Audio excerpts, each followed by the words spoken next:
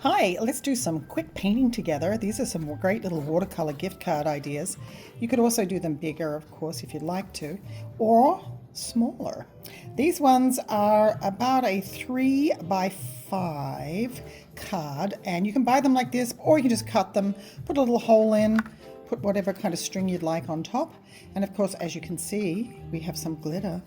But you don't have to put any of these things. You can make them your own, but I'm just going to show you the quick way to do these.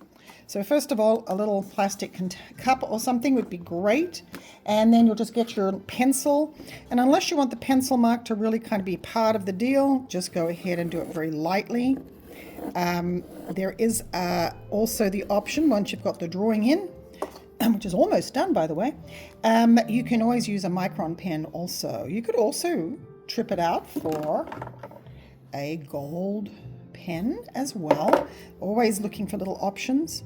Up on top, all it is a little rectangle, boom, across. And then on top of that, there's that little hangy hook thing, so I'll just put a little hook.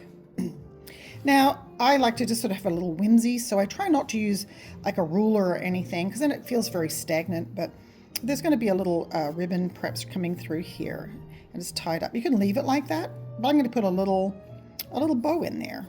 And you'll notice how I'm holding my pencil kind of way back here. That is a great way to get a fairly loose, sort of loose use of your pencil. When you're down in here, you tend to get very tight and very, you actually press harder. But when you come back up here, you get a little looser and you kind of let it go. And there we go, because we want to kind of let it go a bit there, don't we? So first of all, pick out your color.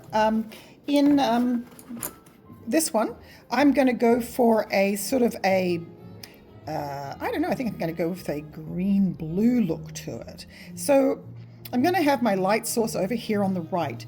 You can use some really great masking. I like these ones because, as you can see, they have this little tip on there. You do have to clean it off from time to time.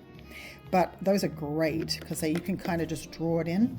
Remember, when you're using masking, you want a decent bead, not too thick because it takes forever to dry and it'll take up too much of your white space. But just a nice enough bead that it won't dissolve in the water when you go ahead and start painting.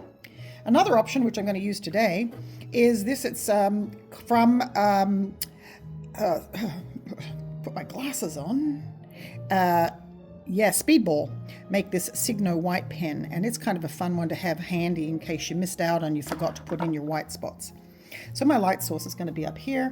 I'm actually just going to take some water and just wet the whole thing. If you're really not confident with your painting yet, don't take your water all the way to the edge. Just keep it close. That way you won't sneak out the side and have to do something creative with that. So I'm going to do that.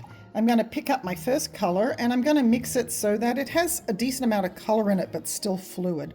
So when I put it in, it should move. See how it's moving? If it's not and you're having to push it where you want it to go, then you're very likely you are just not quite wet enough. See how I'm leaving that edge a little bit alone? Because I'm trying to concentrate my paint right now into that sort of area. I want to make sure that as I get this in, I'm actually just adding a little more pigment while it's still capable of moving the paint that I've got up there. Now my brush has still got a little paint on and things are slowing down. So I'm going to take that edge and I'm just going to now run it, pushing onto from the tip of my brush, using the tip and the side to create that nice clean edge there. Yeah. Because this is a fairly loose kind of look. I do want it to come in here a little bit, so I'm taking some of this lead edge here and pushing it into those places there to let it move. It's going to keep moving while I pick up my next color. And I'm working relatively quickly with this because I do want to sprinkle some glitter on, and I want to do it while the paint is wet. I'm going to pick up some nice purple. I think, yes, I do have purple. Yes. So I'm going to take this purple, I'm going to put a little tap in. Yep, nice and rich. Again, see how I'm not taking it to that edge yet. I'm going to just bring it around. Lots of deep color here. And it may look kind of scarily dark, but remember that watercolor will dry a little lighter. And as I move it through, because I put it on water, it means I've diluted it just by putting it on a wet piece of paper. So that color will shift on its own and it'll open up as it moves.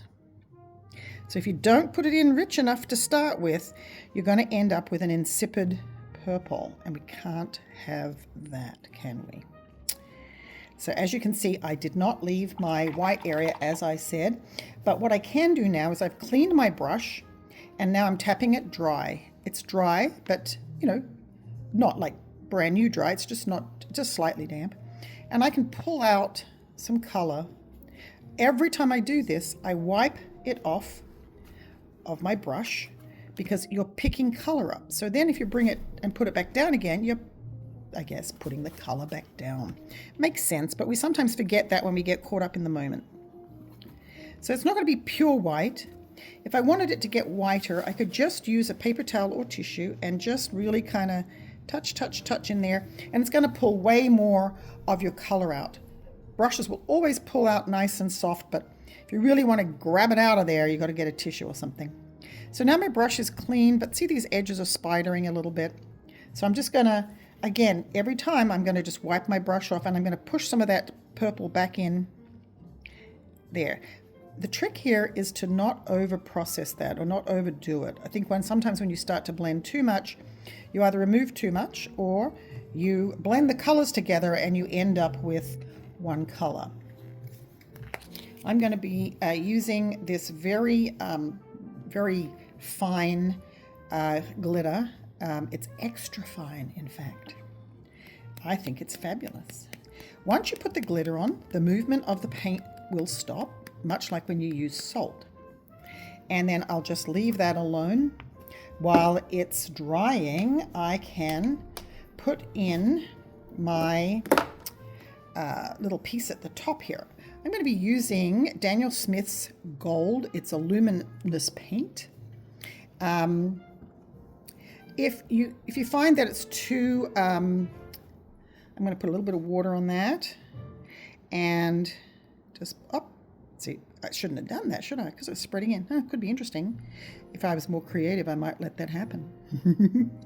But you do want to let that dry. I'm trying to do this on a timed thing. See how it can be fairly transparent? So one of the ways to deal with transparent paint like that is you'll go ahead and get the nearest color to that, which in this case would be yellow ochre. And you could put that in. And then when that dries, come back in with your gold metallics. Just kind of putting that base on is a great idea.